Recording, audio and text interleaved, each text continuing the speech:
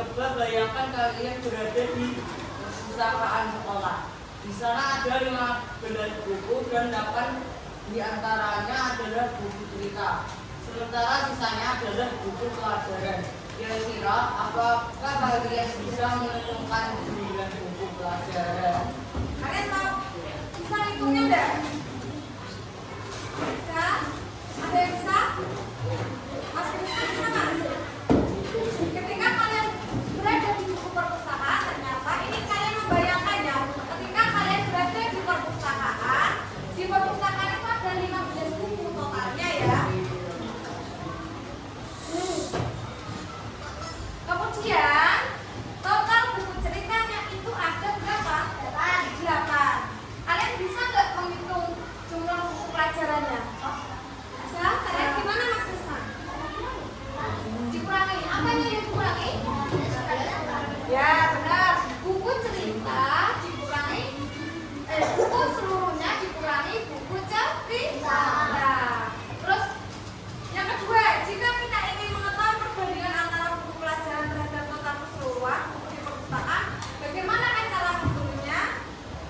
Kalian ingin menghitung rasio antara buku di buku pelajaran terhadap total keseluruhan. Tapi kan Broma menyampaikan bahwa kita akan belajar tentang rasio atau perbandingan bagian terhadap keseluruhan ya. Ini contohnya ini ya. Sekarang kita lihat videonya terlebih dahulu. Silakan diamati, nanti tugas kalian adalah membuat tabel dan diagram sesuai dengan video seperti yang di dalam video. Hari ini jelajah. Hari ini siswa kelas 6C akan menjelajah ke dunia matematika. Kini kalian memasuki dunia matematika. Coba bayangkan kalian berada di perpustakaan sekolah. Di sana ada 15 buku dan 8 diantaranya adalah buku cerita. Sementara sisanya adalah buku pelajaran. Jika kita ingin mencari perbandingan antara buku pelajaran terhadap total keseluruhan buku perpustakaan, bagaimanakah cara menghitungnya? Tuliskan saja begini, buku cerita 8, sedangkan total keseluruhannya ada 15. Buku pelajarannya ada berapa?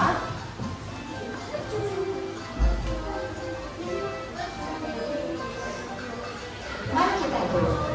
Disebutkan bahwa buku cerita ada 8, sedangkan totalnya ada 15. Kita misalkan bahwa buku pelajarannya adalah X, jadi 8 ditambah X sama dengan 15. X sama dengan 15 dikurangi 8. X sama dengan 7.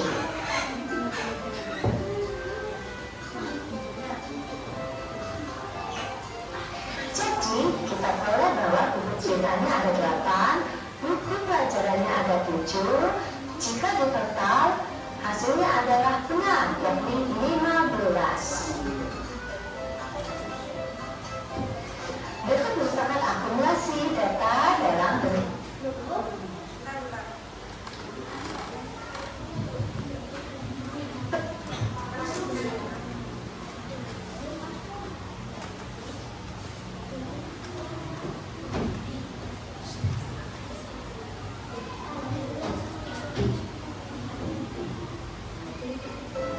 hari ini jelajah.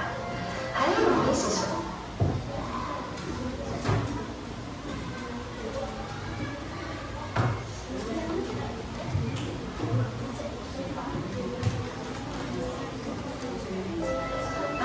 jelajah. Hari ini siswa kelas 6C akan menjelajah ke dunia.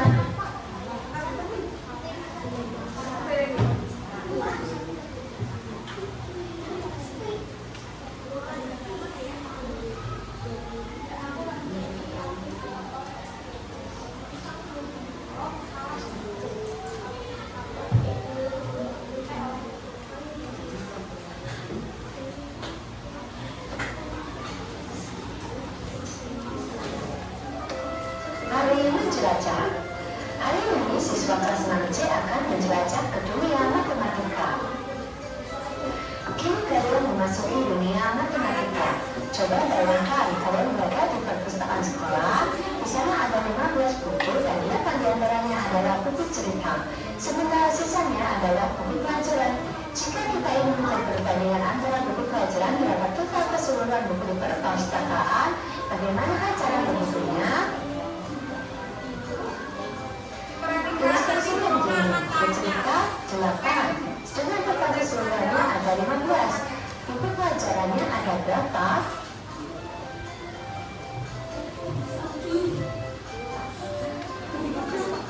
Mari kita hitung. Disebutkan bahwa buku cerita ada 8, sedangkan totalnya ada 15. Kita misalkan bahwa buku pelajarannya adalah X, jadi 8 ditambah X sama dengan 15. X sama dengan 15 dikurangi 8, X sama dengan 7.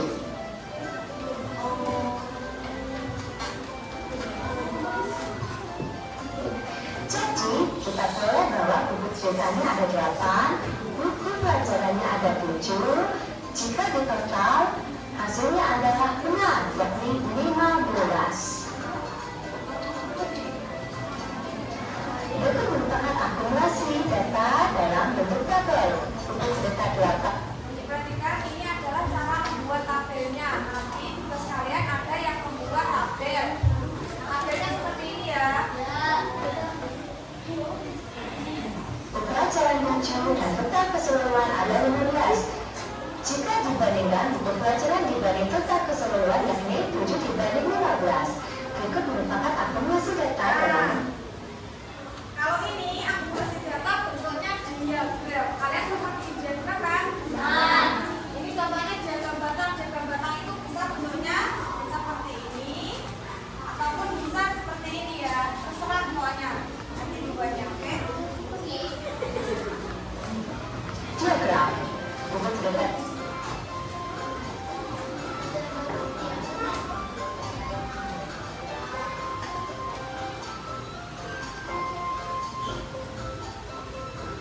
Oke, setelah kalian menyimak video tadi, kalian kan tadi belajar tentang apa? Rasio dari rasio bagian terhadap bagian.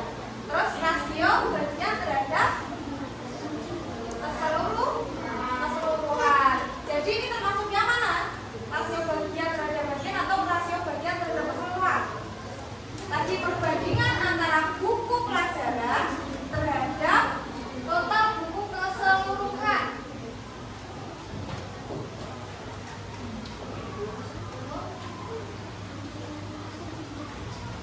Maksudnya materi yang mana? Maksudnya materi yang rasio bagian terhadap bagian atau rasio bagian terhadap keseluruhan? Iya betul. Rasio bagian terhadap keseluruhan ya. Kalau rasio bagian terhadap bagian ada yang bisa mencontohkan rasio antara. Nah bagiannya yang dimaksud bagian itu yang mana mas? Nanti kan rasio bagian terhadap keseluruhan rasio bagian. Rasio bagiannya kan buku pelajaran dibanding rasio keseluruhan buku ya. Terus ini rasio bagian terhadap bagian berarti betul.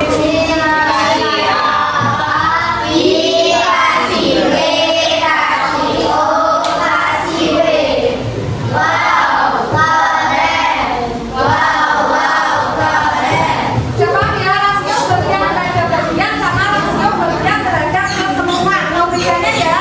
Oke. Sekarang kalian kakinya di atas. Ayo sekarang kalian bisa mengerjakan NAPC. Sebelum mengerjakan NAPC, agar kalian bisa fokus, mari kita ke fokus. Ke fokus.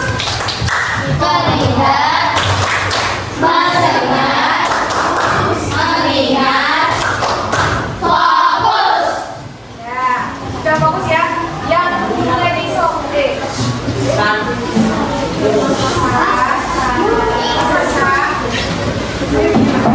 Oke, sekarang ini dikerjakan, dibagi tugasnya masing-masing. Ini kan ada tugasnya satu, menganalisis soal.